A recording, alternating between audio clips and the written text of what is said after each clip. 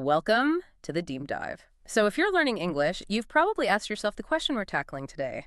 How do I stop studying English, the grammar books, the vocab lists, and actually start speaking it? You know all the rules, but when the pressure's on, you just freeze. That gap between knowing and doing, Hmm. it's universal for language learners. Yeah.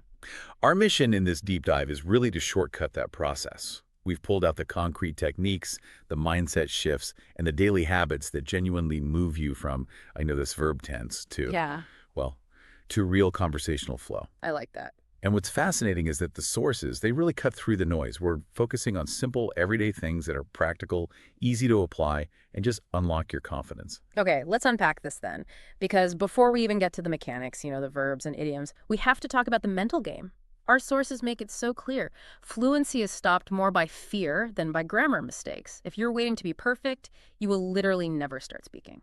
Precisely. I mean, if you look at the psychology here, waiting for perfection is just self-sabotage. Fluency is confidence first. It's about getting the message across. You have to actively adopt these mindset shifts to get over that paralysis, that fear of sounding, well, silly. I think everyone listening can relate to that freezing moment. I once completely blanked on the word for towel in a hotel lobby, Mm-hmm. and my brain just it shut down, even though I knew a dozen more complicated words. Mm-hmm. So, what are the four specific fundamentals we need to internalize to stop that panic? Okay, so the first, and this is the most crucial one, don't fear mistakes. You have to embrace them. Mistakes are a signal of progress. They mean you're pushing your boundaries. New mistakes mean you're trying new things. Second, start thinking in English. Wait, hold on. Thinking in English, for someone who already struggles speaking out loud, doesn't trying to manage every single internal thought in another language just sound exhausting? It sounds hard, I know, but you start small. You're not writing, internal essays or something. You're just narrating your day inside your head. As you pour your coffee, you think, I am pouring coffee. I am opening the door. It's that simple, constant monologue that activates the language part of your brain. Okay, so it shifts your default processing mode. Exactly. Third, focus on progress, not perfection, small daily improvements. And fourth, the ultimate rule. Talk even when you're unsure. Speak first, fix it later. That's where the power is, right? If you hold back because you can't find that one perfect word, you lose the whole chance to communicate. That moment I had with the word towel, the sources give us a perfect alternative for that kind of situation. They do. So if you forget the word refrigerator, you don't stop the conversation, you just describe it.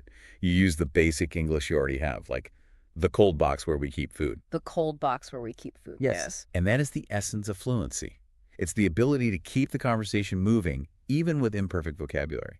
Holding back costs you so much progress in the long run. Okay, so mindset shifted. Progress over perfection. Now let's get into the concrete mechanics. It's one thing to believe in overcoming fear. It's another to actually build the routine. What are the non-negotiable daily habits? It's all about consistency. That's the single most important factor. 10 minutes a day, every day, is just exponentially better than 2 hours once a week. Fluency grows from habits, not from these marathon study sessions. So what are the best tools then? The daily practices we should be using right away. We have a few really actionable steps. First, and this is a foundational one, is mirror speaking. Literally talking to yourself in the mirror. So you don't have to feel self-conscious. Not at all. You're just practicing forming sounds and sentences. Two is describing your actions in real time. As you're doing something, you just narrate it. I am washing dishes now. Or I am cutting tomatoes for dinner. Oh, that's clever. That combines the internal thinking practice with the external speaking practice. Exactly. The third tool is voice recording. Record yourself speaking for just 30 seconds a day. And the fourth is the daily question method. You just answer one specific question in English each day. Okay, let's double click on that voice recording idea. For someone who is terrified of hearing their own voice, let alone catching their own mistakes, what is the actual purpose of that 30-second recording? The main purpose isn't correction, not at first. It's about establishing a baseline and just building comfort. When you listen back, you're not trying to fix every little mistake. You're simply getting used to the sound of yourself speaking English. If you can listen to your own voice without cringing, that's a huge psychological barrier you've just overcome. And I like the English Corner idea as well, where you dedicate one activity to be only in English. That's right. So maybe your English corner is watching the weather report or reading a certain blog.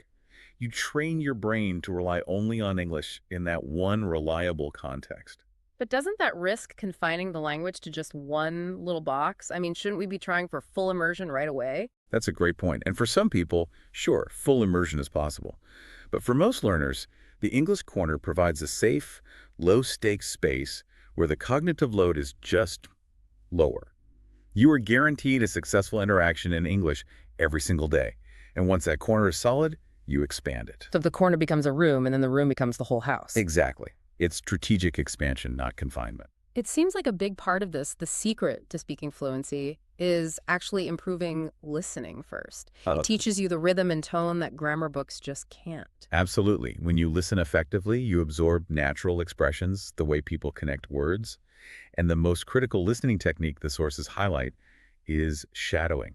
How is shadowing different from just repeating a phrase? It sounds like it demands a lot of focus. It is demanding, but it's so effective. When you just repeat, you usually wait for the speaker to finish. With shadowing, you listen to a sentence like, English becomes easier when I practice every day, and you repeat it immediately as they are saying it, like an echo. You are mimicking the sound, the rhythm, the intonation, everything instantly. It bypasses that analytical part of your brain. So you're training your mouth to move at the speed of a native speaker. That's it. Other key techniques are chunked listening, so breaking audio into small parts and practicing with different speeds.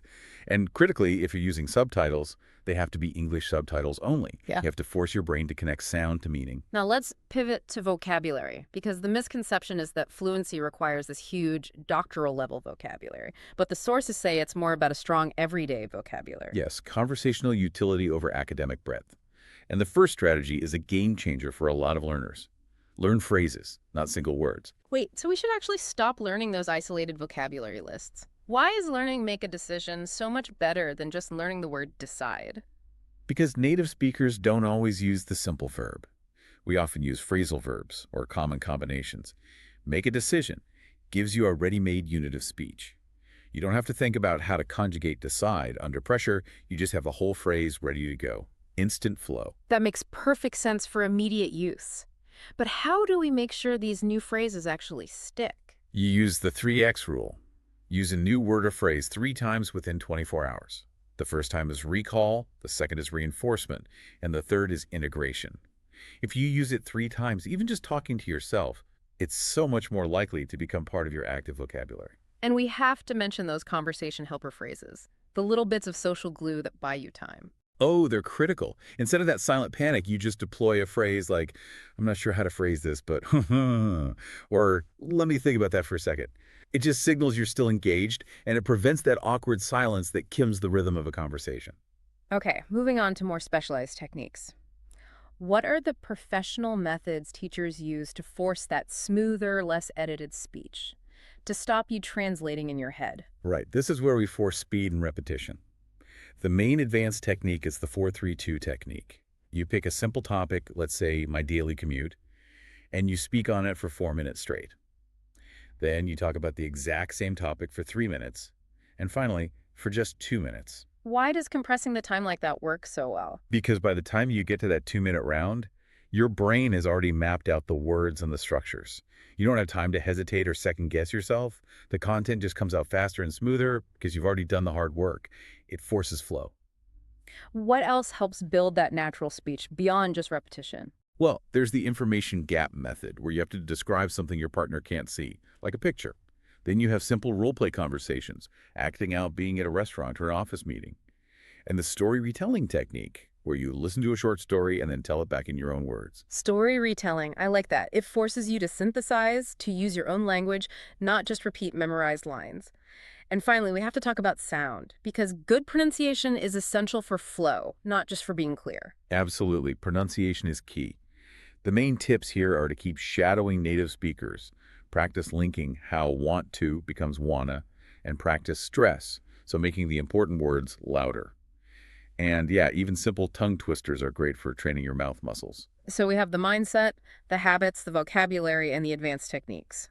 What does this look like in the real world? Where do we go to actually use all this without it being a high-stakes situation? You start in low-stakes environments, places where failure has minimal consequences.